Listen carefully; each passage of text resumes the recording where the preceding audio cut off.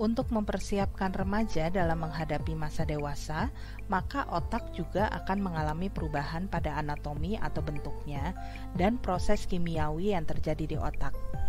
Area otak yang mengatur fungsi dasar seperti pemrosesan sensori akan matang terlebih dahulu dibandingkan pada area yang bertanggung jawab atas pemikiran yang rumit.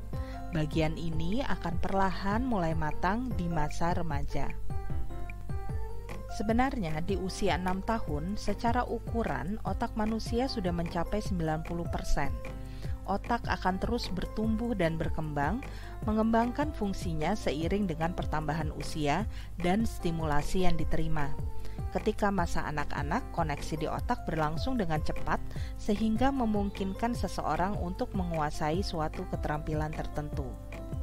Sementara pada masa remaja, proses yang berlangsung adalah periode penting untuk memperkuat koneksi yang sudah terjadi. Makin sering digunakan, maka koneksi antar saraf akan semakin kuat. Ini prinsip dasar. Sedangkan koneksi-koneksi yang jarang atau bahkan tidak digunakan akan menghilang. Ini terjadi agar otak memiliki ruang untuk berkembang sesuai dengan kebutuhan individu. Perubahan ini akan berlangsung secara optimal selama masa pubertas sampai sekitar usia 20-an. Perkembangan otak masih akan berkembang selama manusia hidup. Otak kita memiliki kemampuan untuk berkembang secara mandiri.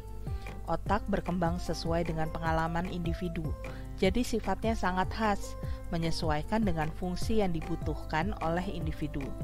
Secara neuroscience, kemampuan unik dari otak manusia yang membentuk dirinya sesuai kebutuhan, termasuk struktur dan fungsi pengaturan otak di area berpikir, perencanaan, belajar, dan melakukan aktivitas.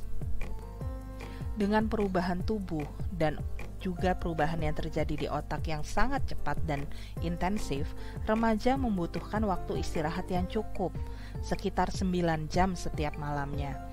Perubahan hormonal juga dapat mempengaruhi pola tidur remaja, sehingga mereka mengalami sulit tidur di malam hari, tapi mengantuk ketika pagi hari.